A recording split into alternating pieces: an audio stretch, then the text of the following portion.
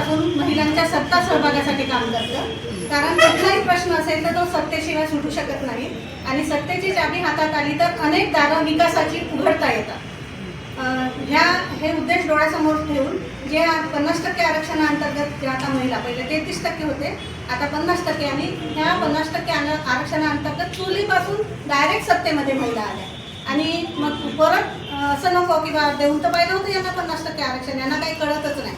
मग पती SP म्हणतो आम्ही त्यांना, जे पती कारभार करतात, हे असं होऊ नये। आम्हाला मिळालेलं आरक्षण हे टिकलं पाहिजे, आम्ही त्याच्या सत्तेमध्ये सक्रिय सहभाग घेतला पाहिजे। अशा सक्रिय सहभागामुळे जो काही विकास होईल त्याची फळं आमच्या सगळ्यांना चाखायला मिळते आणि म्हणून आरक्षणाला संरक्षण मिळावं, न्याय व समानतेवर आधारित नव्या समाजाची निर्मिती आम्हाला अपेक्षित आहे। तर असा न्याय व समानतेवर आधारित समाज कसा मिळेल, तर ज्या सत्तेमध्ये महिला आहेत, जे सत्ताधारी आहेत, मग ते पुरुष असतील त्यांना सुद्धा सोबत, ते काही आमचे वैरी नाही पुरुष, ते पण आमचे ज्योतिबा पुत्र आहेत, तर ते त्यांचं पण सहकार्य जे आज आमच्या सोबत आहेत ज्योतिबा पुत्र, असे पुरुषसुद्धा सहकार्य आम्ही सोबत घेऊ आणि महिलांच्यासाठीचे जे काही मग त्यांना म्हणजे खाली जमिनीवर काम केल्यावर आम्हाला कळतं की अरे आता वरून सरकार शासन निर्णय काढतात त्याची नाही तर आता ह्या शासन निर्णय असं करण्याची गरज आहे। ते काम करता करता म्हणतात ना, पडल्यावर आपल्याला जे काही चटके एक होतात त्याच्यात पाण्यात पोहल्यावरच कळतं, तसं महिला राजसत्ता आंदोलनाचं काम आहे की आम्हाला कळलं की अरे आता महिलांसाठीचं महिला सभा काढणं गरजेचं आहे।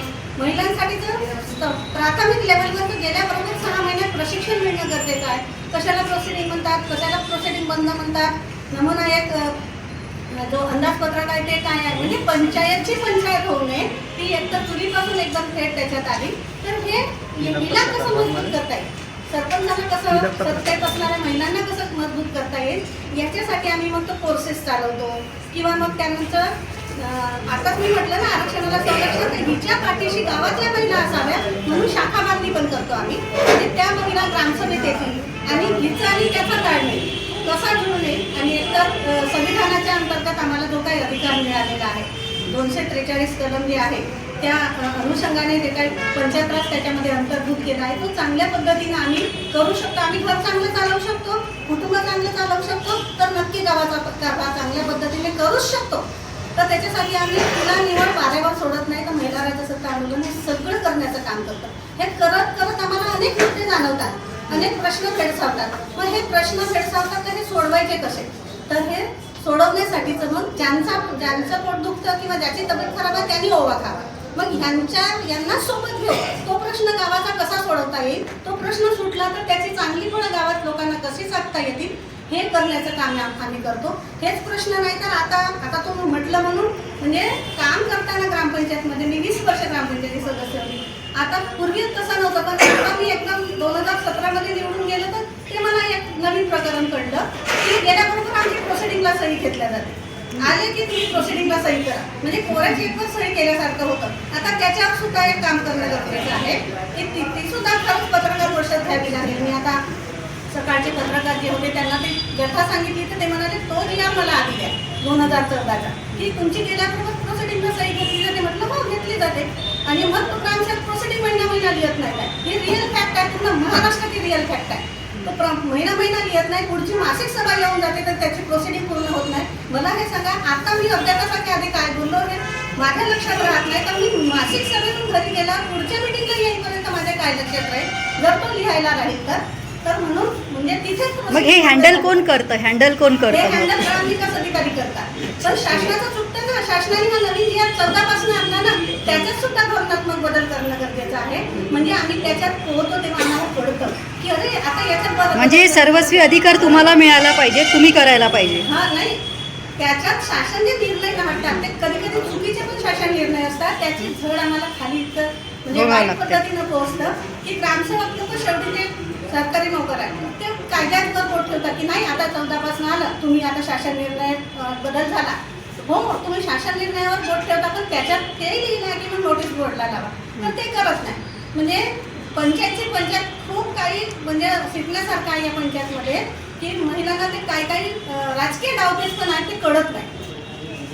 तर ते खऱ्या अर्थानं जे काम करतं ते महिला राजसत्ता आंदोलन करतात, तुम्हाला तुम्हाला याच्यात एक प्रश्न मला असा करावा वाटतो की ज्या सरपंच आहेत, बऱ्याचशा सरपंच आहेत त्या त्यांच्या मिस्टर ताबा घेतात त्या गोष्टीवर आणि स्वतःहून महिलासुद्धा देतात, कारण त्यांना काही कळत नाही याच्यातलं. तर याच्या संदर्भात तुम्ही काय घेतलं आहे, पवित्रा काय उचलला आहे की तुम्ही स्वतः स्टँड होणार, एक एक गोष्ट शिकणार, की पती चालवत आहेत तर चालू द्यायचं असं काही? पती चालवतात म्हणजे पतीलाही अशी भीती वाटते माझी बायको कशाला फसून आहे. अच्छा. म्हणून तो लुडबुड करतो. पण आता सगळीकडे हेच चाललं आहे ना, दिल्लीची मुख्यमंत्री सुद्धा तिचे सगळे मिस्टर हे करतात, तर असं काही आहे का तुमच्या पाहायला बाबतीत? नको ना, म्हणजे ते आमचं आरक्षण गोठवतील, लोकशाही गोठेल, म्हणजे अनेक मुद्दे ते निर्माण होतील. म्हणून आमच्या महिला स्ट्रॉंग झाल्या पाहिजेत. पण संस्था संघटना म्हणून आम्हाला पण मर्यादा येतात. आम्ही संपूर्ण महाराष्ट्रभर काय करू शकतो? म्हणजे तुमची मागणी काय आहे की म्हणजे आता हे सगळं सर्वस्वी आम्ही सांभाळू शकतो, हे एक नारी शक्ती तुम्हाला दाखवून द्यायची आहे? बिलकुल नक्कीच सांभाळू शकतो. आम्ही कुटुंब चांगल्या पद्धतीनं सांभाळू शकतो. ते कौशल्यच मुळात जन्मजात आमच्यामध्ये आहे, तर आम्ही सत्ता सुद्धा चांगल्या पद्धतीनं चालवू शकतो, चांगलं काम करू शकतो. तर यासाठी मी जोड देईल हा. की 33% आरक्षण मिळून आज 30 वर्षापेक्षा जास्त काळ झालेला आहे. तो 33% आरक्षणामुळे 50% आरक्षणापर्यंतचा आपण प्रवास केला. पण फक्त आरक्षण देऊन चालणार नाही, तर त्याची प्रत्यक्षता येण्यासाठी ते सबलीकरण व्हायला पाहिजे. ती प्रक्रिया गतिमान होण्याची गरज आहे. ती फक्त महिला सरपंच सदस्य, आज इथे बसलेल्या काही सरपंच स्वतः त्यांनी कारभार केला, त्यांनी राजकारभार केला आहे. म्हणजे राजसत्तेमध्ये आलेल्या महिलांना संरक्षण देण्याच्या दृष्टिकोनातून समित्यांचं बळकटीकरण केलं गेलं पाहिजे, सदस्यांना ट्रेनिंग दिलं गेलं पाहिजे, सभा बळकट केल्या गेल्या पाहिजे. मग सभांमध्ये महिला सभा आहे, ग्रामसभा आहे, वंचित घटकांच्या सभा आहे, वार्ड सभा आहे, या बळकट केल्या पाहिजे. शासनाच्या GR मध्ये त्याचा उल्लेख आहे, पण बळकटीकरणासाठीचा कुठलाही कार्यक्रम नाही. आणि जर या महिलांचे काम करण्याचे हातपाय त्या सभा समित्या आहेत आणि त्यात जर बळकट नसतील तर या महिला कसं काही काम करू शकतील? तर अशा कुठल्याही प्रकारचं राजकारण होऊ नये असं आम्हाला वाटतं आणि खऱ्या अर्थाने त्यांना बळ मिळावं असं आम्हाला वाटतं. आणि 33% आरक्षणाचं 50% आरक्षण होऊन आज 30 वर्ष होऊन गेले. आता किती वेळ फक्त आपण राज्य सत्तेबद्दलच बोलणार आहोत. म्हणून आता आम्ही जेव्हा जलजीवन मिशन हा कार्यक्रम हातात घेतला, तो पर्यावरण सत्तेमध्ये किंवा नैसर्गिक संसाधनांवरचा राजकीय अधिकार किंवा पर्यावरण सत्तेमध्ये महिलांचा सहभाग कसा या दृष्टीने अभ्यासाला घेतलं. त्यावेळेला आम्हाला लक्षात आलं की सगळ्यात जास्त भार हा महिलेवर येतोय पाणी भरण्याचा, आणि पाण्याच्या निर्णय प्रक्रिया कुठेच नाही. पाण्याचं समन्यायी वाटप व्हायला पाहिजे. पाण्याच्या योजना बनवताना निर्णय प्रक्रियेत महिला असल्या पाहिजे, त्या कुठेच नाहीये. त्या फक्त पाणी भरताय. आणि मग त्या अगदी सरपंच असू दे, सदस्य असू दे किंवा ग्रामस्थ महिला असू दे, त्या सगळ्या निर्णय प्रक्रियेत आल्या पाहिजे. तेव्हा खऱ्या अर्थाने जलजीवन मिशन सारख्या अनेक योजनांमध्ये नेमकं काय आहे हे त्यांना कळेल. आणि म्हणून आम्ही त्या डिमांड करतोय की या सत्तेमध्ये महिलांचा सहभाग होण्यासाठी ज्या समित्यांमध्ये 50% आरक्षणाची तरतूद केलेली आहे, त्या सगळ्या समित्यांमध्ये महिला 50% असल्या पाहिजे आणि त्या समित्यांना ट्रेनिंग पण दिलं गेलं पाहिजे. आणि या राहिला या योजनेचा प्रश्न, तर या योजनेमध्ये मी वारंवार हेच मांडणी करते की श्वेतपत्रिका प्रकाशित झाली पाहिजे. त्याशिवाय कळणार नाही की आतमध्ये काय काय गोंधळ झालेले आहे. आणि सोशल ऑडिट हे व्हायलाच पाहिजे. त्यानंतरच त्या प्रक्रियेबद्दल पुढे गेलं पाहिजे की आता योजना कशा पद्धतीने पूर्ण होणार आहे. तर सर्वांचे आभार आम्ही मानतो. पुन्हा